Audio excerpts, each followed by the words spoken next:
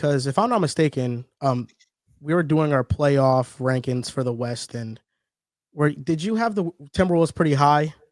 Did you? I'm not sure if you did.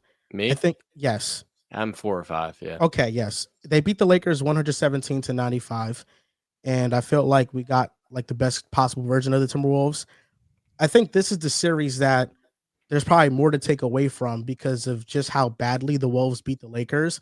There's a side of people that are saying 50% from three won't happen again. But I think there's another side that's saying some of this stuff is sustainable. So where do you fall on it, John? Oh, me. I want to hear Drew's thoughts. I mean, he's a Laker fan, not Where do me. you fall on this? I got to start with him. Where do you fall on it? Definitely took me aback. That being said, John, appreciate the floor. I definitely am curious to hear your thoughts on the game. I'm sure it's coming at no surprise. Yeah, it sucks we lost. I don't really care. No series is won in the first game. It's never ever in NBA history. Like if that were the case, so many things would be different. I will say the Wolves were amazing. They punked us in every aspect. Out rebounded us, outshot us, out hustled us, got out in transition, scored off turnovers, like points off turnovers. Like credit to them. They were excellent. They are a really strong team. I don't expect us to play that poor. LeBron James was terrible. Austin Reeves was terrible. Luka Doncic was really good. I think that I'm curious to see the lineups that we use moving forward. I know that Jackson Hayes barely played as is in game one, but I don't know if this is going to be much of a series for him because this is a series where I believe that the Lakers should run the small lineups to force the Timberwolves' hand into also not going out there and running the 2-3 bigs that obviously they have. Joel, I've seen the content that you've posted. I've seen a lot of the tweets that you've put out there, and a lot of your sentiments are not incorrect. Yes, they do have the size. Yes, they are a really strong three-point shooting team. But I think that all in all, this was the best version of them. And yes, they beat us really badly, but this shouldn't have people swaying from, oh, the Lakers are going to win. This is this is one of the more lopsided series that I've seen a lot of people on the side of the Los Angeles Lakers. And then after one game, I'm seeing a lot of people switch sides. There's a reason why the Lakers were favored in this one. Yes, LeBron was bad. Do we anticipate LeBron to be bad again in game two? Do we anticipate Reeves to be bad again? I think that our defense was pretty weak. We allowed a lot of open looks. And yes, the Timberwolves aren't a team that we should be allowing those looks, especially for how strong they've been as a three-point shooting team. But I'm expecting us to be all around a lot better in game two. I feel like this was a series that I was struggling to predict the most. All the numbers show that the Timberwolves are pretty much a better team. All the numbers across the board. But the star power of Luka is why I'm like, I think I'm going to go with the Lakers Luka? still. Like not Luka, Luka, LeBron, more so. I think Reeves can get iced out in this series with the defenders that Minnesota has. What numbers? Like the post 2-8 record numbers? Crying. Well, after they started 8-10, they went 41-23. 8-10, excuse me. They were top 6 in offensive rating, defensive rating, and net rating. After the All-Star break, they were one of the 5 best offenses in the league and also one of the best defenses in the league as well. They led the league. They were top 10 in 3-point percentage and 3 points attempted per game. So a lot of numbers point to them. They are a better bench. They are a better rebounding team. They secure more possessions, and I think that's the name of the game in these playoff games. A lot of the teams that won game one are teams that won the turnover battle. And the Minnesota Timberwolves won a turnover battle, and they out-rebounded the Lakers and got a ton of offensive rebounds. Now, a lot of the things are sustainable. I think anybody that picked Lakers in 5 was an idiot. I think the Timberwolves are better than what anybody that picked the Lakers in 5 games they've been credit for. And what if the Lakers win 4 straight? They're not going to. This Timberwolves team is too good. And I was doing some numbers. On wide open and open threes, the Wolves had 42 attempts. They shot 42% on those. The Lakers had 37 attempts that were wide open or open, and they shot 39% on those. On wide open threes, the Wolves shot 70%. But on open threes, 15 open threes, they shot 13%. So even on a lot of good looks, they didn't make their shots. And I feel like something that's going to continue to translate in a series is the size, the rebounding, the bench, and the ability to penetrate the defense. You want to know what's not sustainable in this game? And if you're a Wolves fan and an Anthony Edwards fan like me, he's going to have an even better game too. He was 1 for 7 at the rim in this game. He was 1 for 6 on pull-up threes. He only had 22 points. He had 9 assists and 1 turnover, but as a scorer, he was underwhelming. How many times did he completely blow by Rui or DFS and just get to the rim and just miss an easy one? Those shots are going to go in, and overall, the Timberwolves were 45.8% in the restricted area, which was the worst of any team in game one. So while they had hot three-point shooting, they were terrible at finishing at the rim on some pretty easy looks that I expect them to make going forward. I think the Lakers will not get a bad performance from LeBron and Reeves again. I think they will play much better, and that's why you can still count on them. The thing about the Lakers, though, is it's not about going small is their best option. It's that they can only go small. After rewatching this game, I don't think Jackson Hayes got played off the court. I think he got off the court because the perimeter defense in the lineups that he's in is so bad that they have to put DFS out there. When you have Luka and Reeves and Rui and LeBron with Hayes, they're easy free lane turnstile drives to the rim, and Hayes has to cover more ground. So then you have to go small and put DFS or Vando in there, and Vando or DFS, they're not lob threats either. So now the offense becomes a bunch of pick and pop and ISOs and passing the ball horizontally and not really threatening the rim at all. So I feel like the Lakers, if they do go with Hayes more, which I think is a possibility, you have to bench Rui for DFS. You have to have a wing defender that's capable of staying in front of Anthony Edwards more so. But I thought the Wolves really showcased their advantages in this game. And after game one, what I loved the most was Anthony Edwards' thoughts and his confidence. They asked him about playing in the Lakers atmosphere. He said, I played in Denver. It's tougher. In LA, it's easier. He was asked about his thoughts on the series, and he's using it, and the Wolves are using it as motivation. Everybody betted against them. Like, this team is legitimately great, and I think if they can get past the Lakers in this series, they could go to the conference finals. That's how good I think they are. There's no doubt about it. I think we saw that throughout the regular season where they were always better than the record. I I think in this game, what kind of stood out to me, of course, was in the second quarter, Minnesota took over in transition. I think it was 23 points to 4 in favor of the T-Wolves, and that's a 19-point difference between the two. And you highlighted that Ant wasn't really hitting shots. I feel like what he didn't bring as a scorer, he more than made up for as a playmaker. And the biggest thing for me to trend throughout this series is him being able to build off of that, being able to take good care of the ball, make sure you're kicking out double teams, and getting Jaden McDaniels going as much as he and Naz Reid were throughout the first half of that game. I'm not really too worried about the Lakers because I think two things, which I think I have the Lakers in some way in the series. The first thing, which I didn't know coming in, is that LeBron was dealing with a hip flexor strain, and he didn't look right, looked kind of tight on the defensive end. And I feel like having 3 days of rest between games 2 and 3 could maybe make a difference, get him closer to 100%. And I think the other thing, which I'm optimistic for Los Angeles, is shooting variance going their way. I mean, Minnesota shot 50% from three-point land. They're a great three-point shooting team. I don't think they're going to get the same level of play from those complementary players, which helped Anthony Edwards get to that 9 assist mark because of how well they played.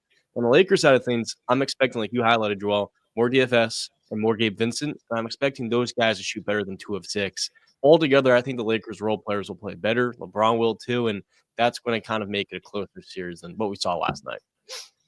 Yeah, I think the most damning stat from last night's game was the Wolves shot 42 threes. Joel, you mentioned the percentage on them. 27 of them were wide open. 15 were labeled as open, and 0 were labeled as tight or very tight when you go to NBA.com. That's wild. So while the Wolves did shoot insane percentage, 50%, what the stats are telling us is all of those were good looks. All of those were open looks. And, we've touched on it already this year about the type of defense the Lakers play, how, you have defensive liabilities like you highlighted, Joel, and you have to be perfect on rotations or, within your rotations. And they were far from perfect last night, right? It's not just being able to get by these guys, being able to get past Luka and Austin Reeves on the perimeter. But it's also once they're in rotation, a lot of times, especially Luka, when I was seeing it just off ball, he just gets lost. And then shooters find themselves open on the wing, and that's how they're generating all of these all of these open looks. I don't think you should panic on LA though, right? This is a tough loss to take, especially 22 points at home, game one. This is Luka's, of course, first game as a Laker, and like Drew mentioned, Lakers are favored, and I think a lot of people are expecting them to win. And it's hard to go back in the past, but I feel like it's a bit similar to last year with the Suns, right? When they had their star power and KD and Devin Booker, and the Wolves went in there and just swept them and kind of put belt to ass. I think the Lakers are a much better team than that and a better coach team. So I'm not expecting that level of dominance. But the Wolves are also kind of used to this mentality too, where last year they didn't have as much faith in the general public. Anthony Edwards had to go out there and prove it. And because of that, they were able to make, a WCF run. So I do think some of the shooting is somewhat replicable, not on like a 50% level, but this could be a series where the Wolves shoot 40+% if they're getting these looks, because Jaden McDaniels, the second half of the year, we saw improved as a shooter. Julius Randle, although 7 turnovers the game was ugly, he was efficient as a shooter. We know Ant-Man was a top 3 shooter in the league this year. So Naz Reid, of course, too. When they go to that small ball lineup, they have guys that have proven, at least in the regular season, to be able to shoot at a pretty decent clip. I think what the Lakers were banking on, even what I was banking on during my, when we were breaking it down last week, was, can these guys now bring over to the postseason, right? Can Jaden McDaniels still have that confidence? And in this game, hell, he shot 80% from the field. And if you're Lakers, be like, all right, can he do it again in game 2 and again in game 3? But as that series goes on, and if these Wolves shooters continue to have this level of confidence, it's going to be hard to, continue with that game plan and that strategy. Unfortunately for the Lakers, though, I don't think they have much of another choice because they just don't have enough defenders to be able to consistently guard these guys. That's why you have to, it's a bit of a give and take. So it'll be interesting to see what JJ Redick does to counter things game 2. And he also mentioned the press conference. Last thing I'll say is that he felt like they kind of got punked and the physicality wasn't matched. And I thought you saw that, right? Like just out of the gate that the Wolves came to play pretty early on. The Lakers got a quick lead, but quickly in that second quarter, the Wolves were able to kind of put their stamp on the game. So there's still a long series. JJ, his first playoff series, how he adjusted game 2. But overall, I'm not switching my pick just yet in LA. I think it's interesting watching all these game ones. You look at Orlando, how they came out and they played Boston. I thought they were pretty ready and physically ready to play. And they didn't look like they got punked. You look at Miami over there, they didn't look like they got punked. You look in Golden State today, Houston today. When you're a team and you have a game 1, I feel like the first part of coaching is you have to have your guys ready to play. You have the guys ready, prepped up, ready to go. And I think the Lakers came out with flat energy, and I think that, goes and styles with coaching, because I feel like as a coach, that's something you want to instill in your guys, especially for a playoff game. You see a lot of these teams that we just watched today and yesterday, a lot of these teams, even if they're lacking in the talent department, they came out with a high-level energy. They came out with a lot of physicality. With the Lakers, you kind of saw the opposite. And you're playing a team that is a physical team, a team that has a lot of energy. With the Lakers, you mentioned it, a lot of those rotations were awful. And you saw a lot of good looks. Minnesota was kind of they was moving the ball really well. They was able to generate a good amount of threes. And I think with the Lakers, a lot of their rotations really was just a lack of effort thing. Also, I do think their personnel, we've talked about it. Their personnel is a bit tricky, but personnel, that's something you can figure out. Effort is a big, big part of defense, especially team defense. And I feel like the effort on the Lakers side was not there. And that's a part in why their defense kind of collapsed. And then offensively, this is going to be a tough series for Reeves. There's a lot of good defenders on Minnesota. LeBron, He is dealing with an injury, but he also didn't play well. You saw Rudy look really well in switches too. So I think I'm not going to panic because game 1, fill out game and whatnot, but Minnesota set a tone. You have to acknowledge the tone. And now I'm interested to see how the Lakers, how they bounce back in game 2, because a lot of what they did on defense, you look at it, a lot of it was just one guy missing another guy, them not communicating. Now one guy's being lazy. And I think the defense has to be better for them to stick in this series. Has to be.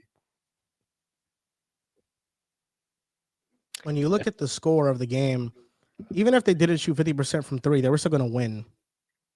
If they shot 42% from 3, they were still going to win. Like, you take away a lot of the 3-point shots they made, and they still had a comfortable enough lead. I thought the game really, yeah, they did. I think the game really changed in the second quarter. That's where I think they made their biggest run. They put up 24 shots to the Lakers 16, and they were just suffocating their defense. And I don't think that the Lakers going small is going to force Minnesota to go small, because Gobert was amazing on his switches when he was guarding LeBron and Reeves. Even in the possessions against Luka, he had good contests against him.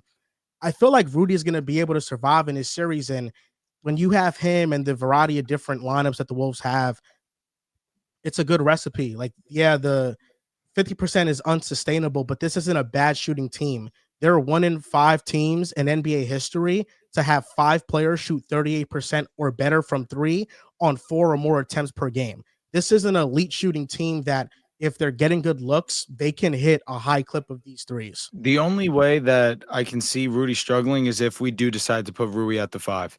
If we run that lineup of Rui, LeBron, DFS, Reeves, and Luka, yeah, the defense might be not the greatest. However, offensively, that's where the floor opens up for our drivers like Luka and LeBron and Reeves, truthfully, too.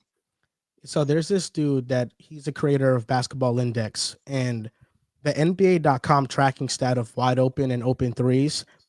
It's the best resource for a lot of people, but it's not that accurate because even in watching the game, like the Anthony Edwards 3-point shot where he eyed Luka down, that was tightly contested. That was labeled as an open shot.